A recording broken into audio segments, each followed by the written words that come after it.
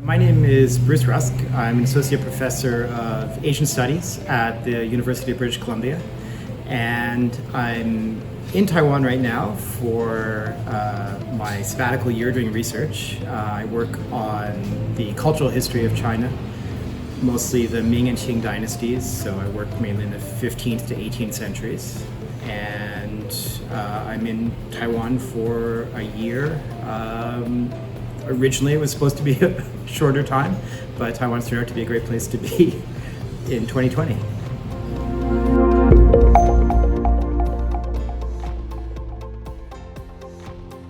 I first got interested because I lived, while I was in high school, my whole family lived in Beijing.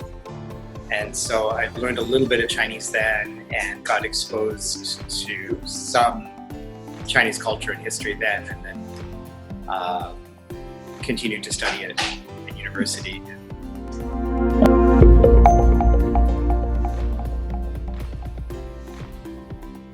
In the 18th century, the Qing dynasty government produced, as every dynasty did, a history of the previous dynasty.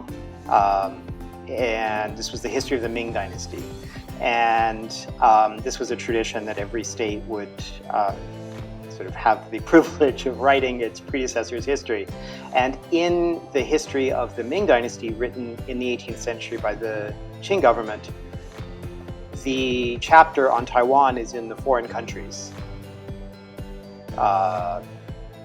section, which indicates that as it had been in earlier periods as well. So it was seen as, even though there was, by the late Ming administration there, was still seen as outside. So it's a very complicated time, in part because all kinds of global forces, not just regional forces, are coming together at that point.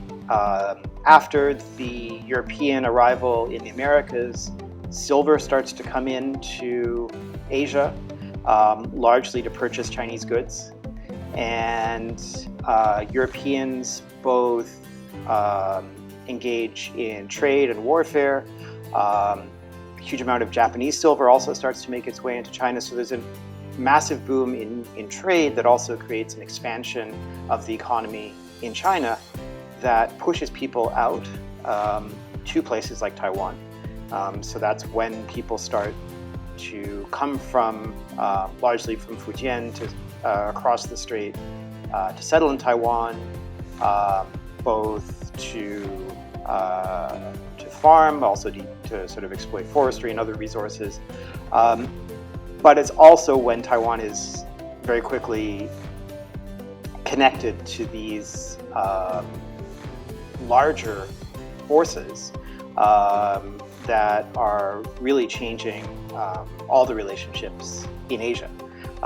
So that's why we have European settlements in Taiwan in the late Ming, and why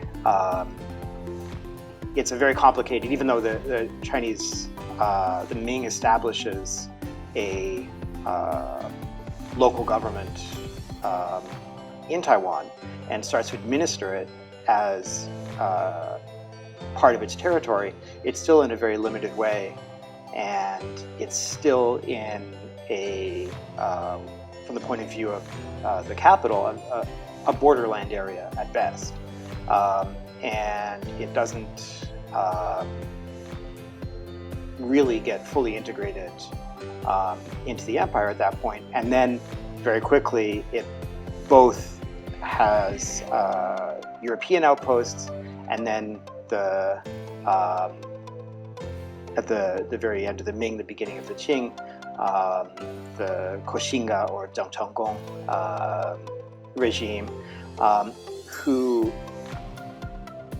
is part of this very complicated network of maritime relations and of trade, and really is emerging from the relationships among all these different powers, Japan, the European empires, and the Ming and Qing. And I think what Taiwan has been ever since has always been tied to this what we call in history early modern period, this period when these international networks were developing around trade, where at this point China was still really the center. China was the world's economic powerhouse at the time, was producing the most valuable goods and was absorbing silver from all over. And Taiwan, as it developed, was really a major node in that those very long connections, and wouldn't have developed at all in the same way without it.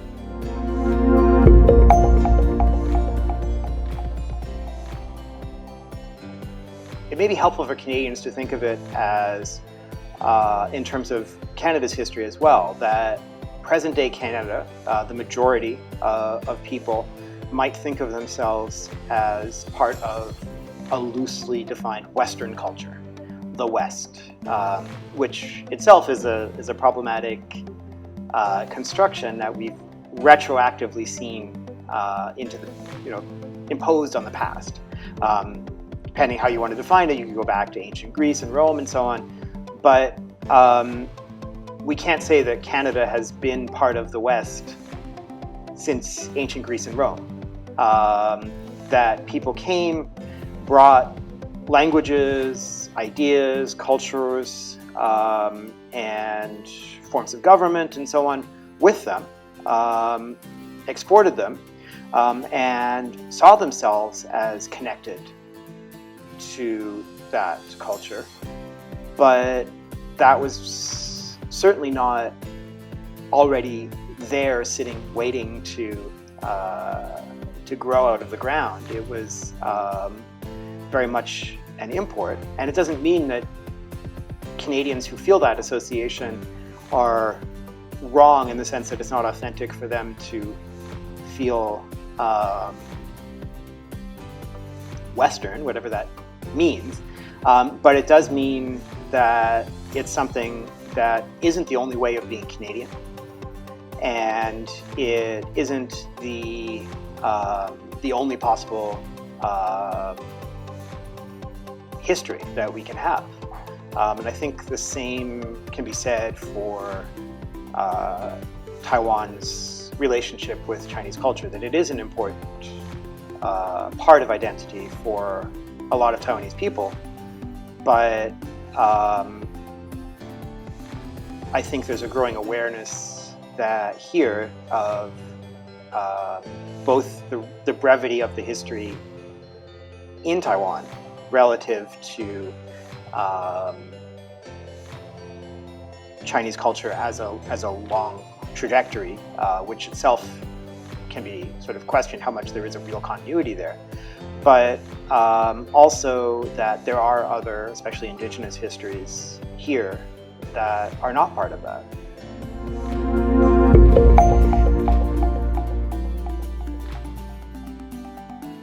Well, sure. Yeah, there's many layers to that. One is simply that there's a lot of very strong regional and local identities that people, especially in pre-modern times, may have felt much more strongly than any affiliation with a nation or an empire. But then in the Ming Dynasty, the imperial family, but also a large kind of military and eventually subset of the civilian rulers were Manchus, speakers of a non-Chinese language from what's now Manchuria.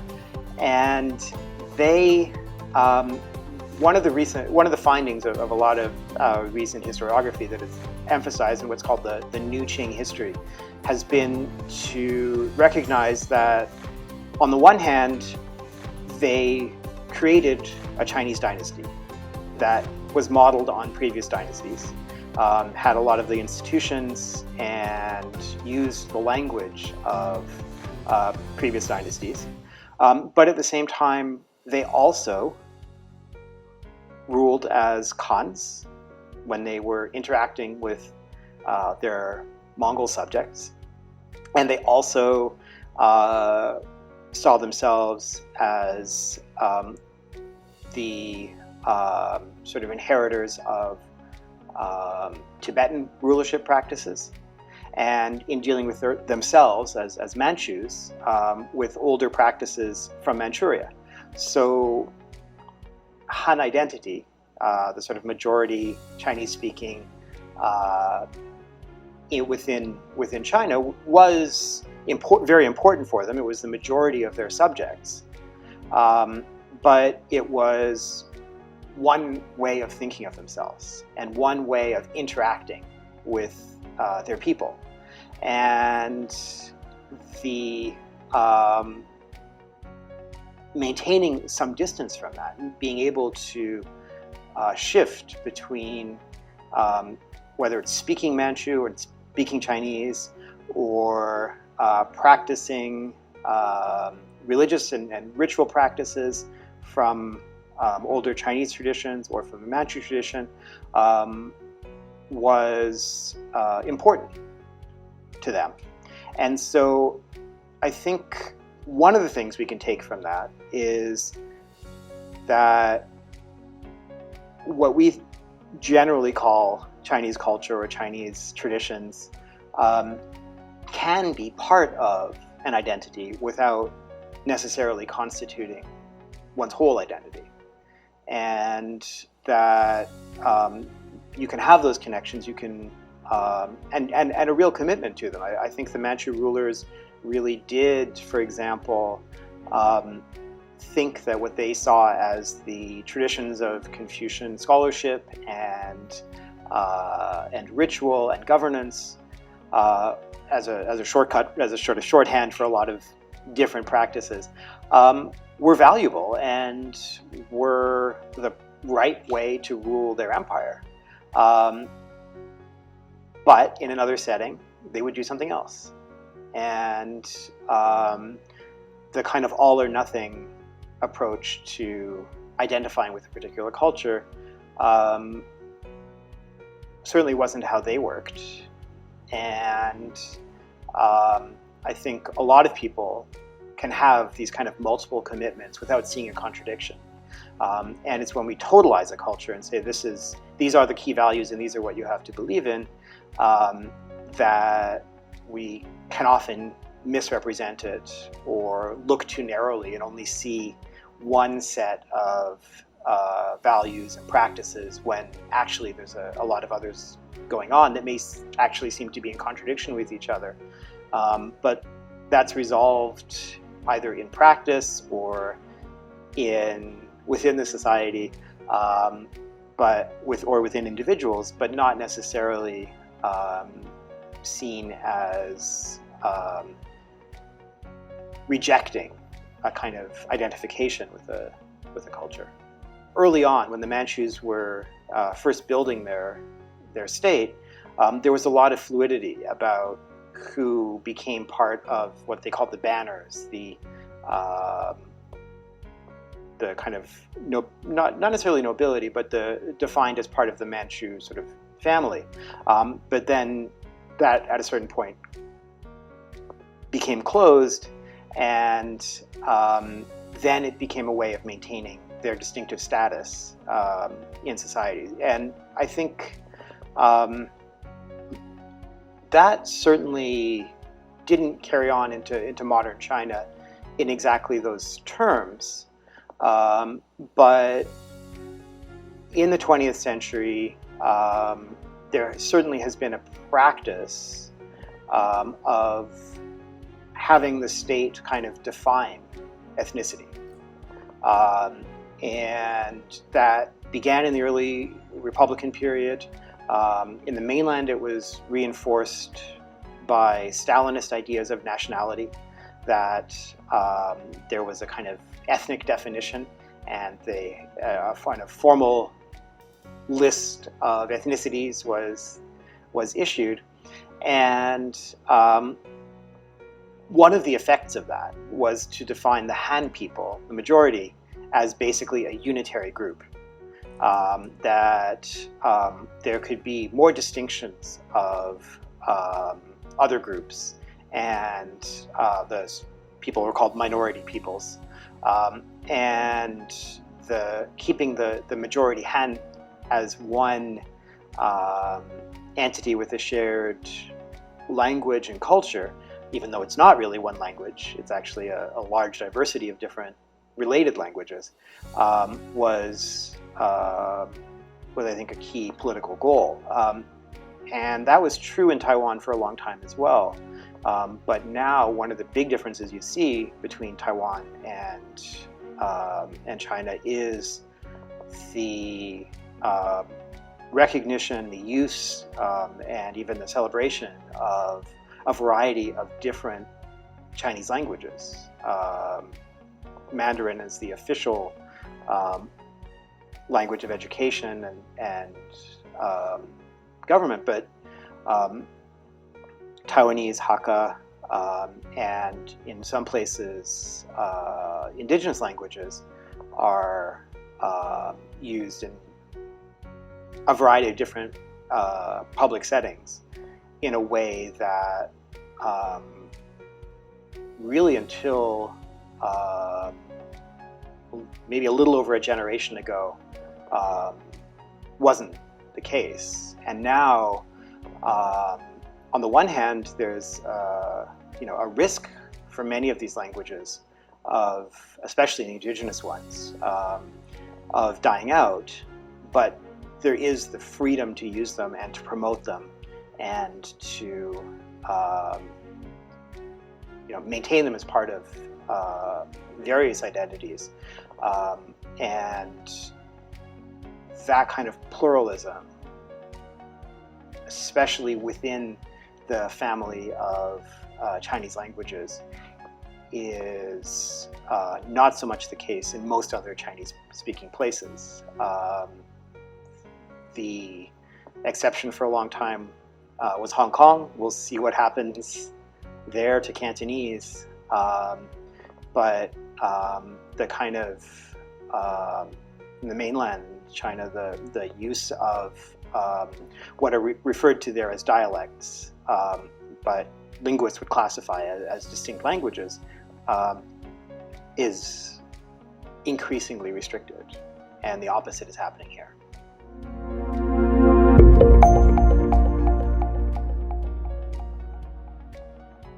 I agree that the experience of Taiwan absolutely disproves the notion that there could be, that culturally people in Chinese culture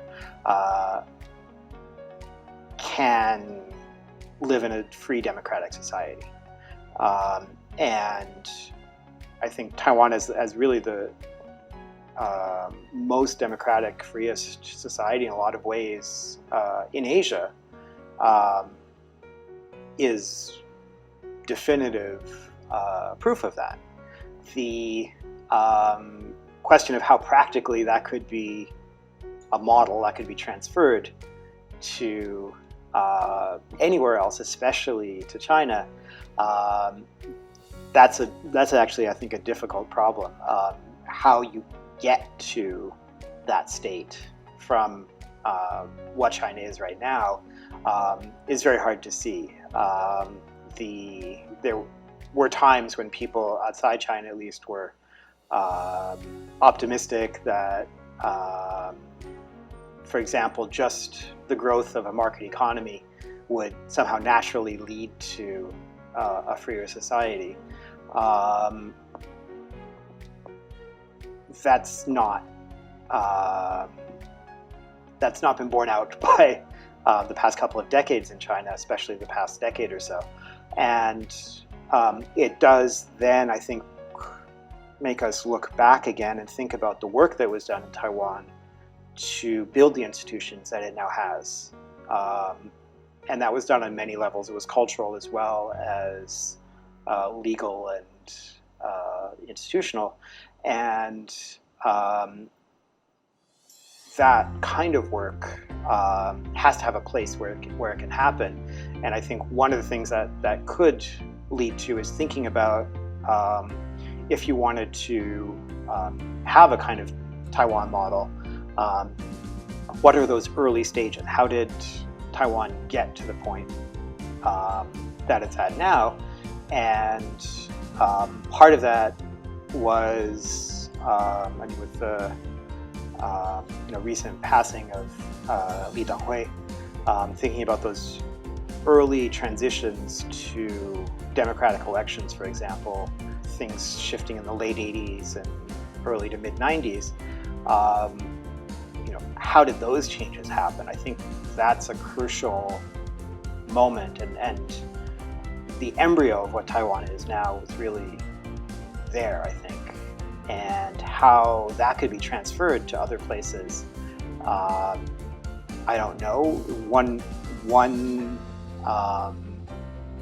aspect of it that I think is probably pretty important is that it started often with local changes, mayoral elections, city elections before national ones. But that built a culture of open, competitive democracy. And I think that is also easier for many places to accept as a kind of a first step. So that would be one way of possibly using that kind of model.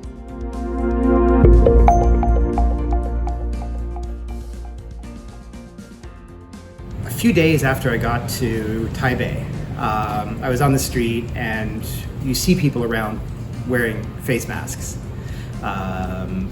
Some for pollution, but I have a very clear memory of early January when I got here. So before the coronavirus had made international headlines, seeing someone meeting with his friends and he was wearing a face mask. This was an older man, and they said, "Oh, are you sick?" And realizing that there was this culture of responding to any kind of respiratory ailment with a face mask, out of both self-protection and consideration for others. And that is so widespread as kind of basic knowledge that wasn't there in Canada, that was just activated, I think, by the pandemic.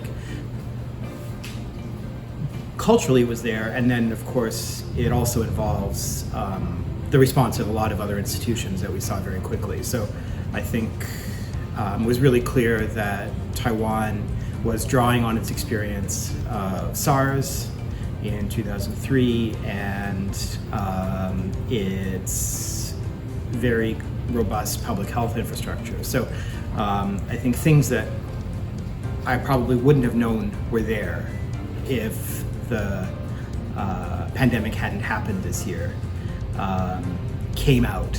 That, for example, the system of issuing masks through local pharmacies, which are part of a national network tied to the National Health Insurance Program, probably wouldn't have realized how powerful a resource that was.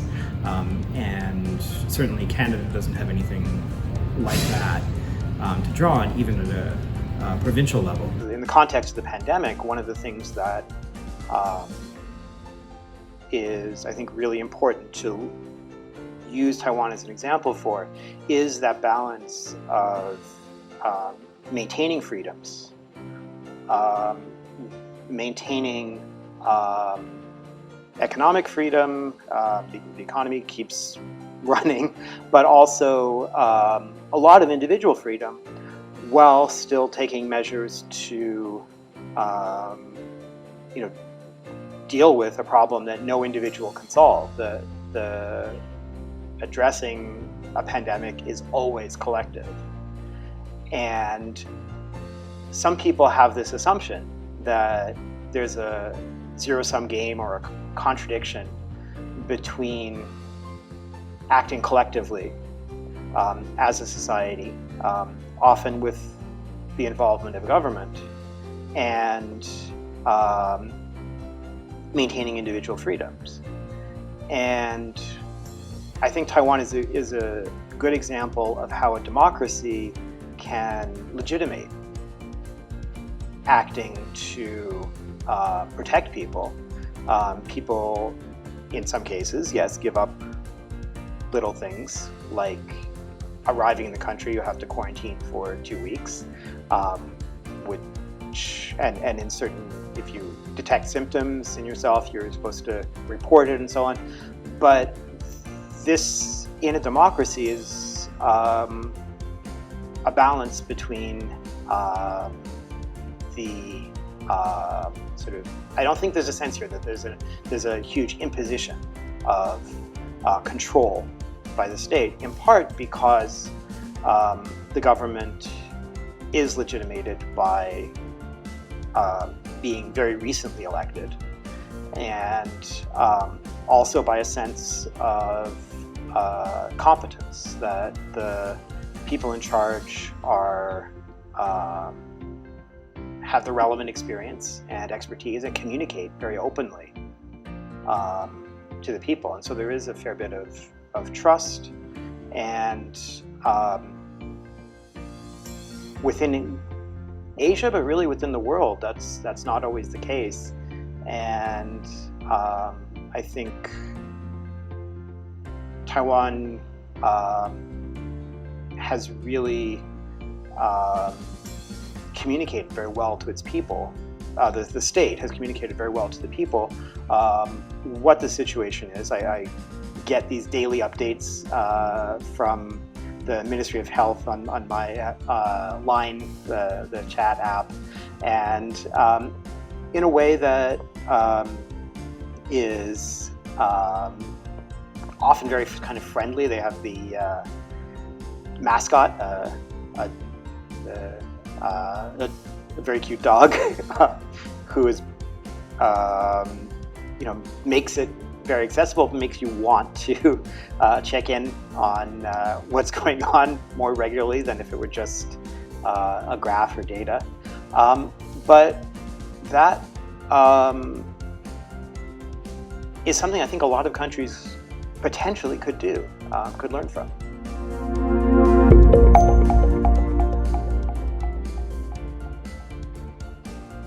Yes, so Chinese studies, I mean, it's a big field, but it works out very differently in Taiwan than in the mainland, both because of the different trajectories of the development of those fields, and also the different conditions that people are working under. That people in Taiwan are not under some of the same constraints in terms of what they could safely say, and are freer to talk in different ways, and also have for decades now drawn on methodologies in the humanities and the social sciences from the West, from Japan, and that happened later in mainland China, and has been slower to kind of integrate into scholarship. Not that it doesn't happen, but here I think the conversations are a lot more recognizable, and from the point of view of somebody coming from, say, an English-speaking academic setting, and the amount for a country of its size, the amount of scholarship that's done here, a very high quality scholarship, is really impressive, and it really does take a lot of different perspectives. There are a lot of different approaches compared to the sort of the scale, in part because there's so much knowledge here of what's going on in the rest of the world. People really are connected.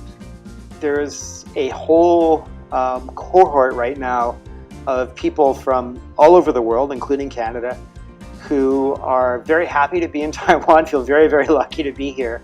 And I think this may be one of the effects for Taiwan, is that it draws a group of people who may not have expected to spend a long time here. And I think it will continue once things get a little bit more open to draw people in, because in part of how well it's handled the pandemic. And I think that will be potentially a long-term legacy. I'm actually a fan of tofu, stinky tofu, which is, I know, not for everyone. I got used to it when I was living here as a student, and I lived in an apartment where every night at about 9 o'clock, a truck would pull up and sell stinky tofu directly under my window. So after a few weeks of just smelling it constantly, I got used to the smell and had to go try it, and started to like it. Hello, my name is Bruce Rusk, and I'm an associate professor of Asian Studies at the University of British Columbia in Vancouver. Thanks. Bye.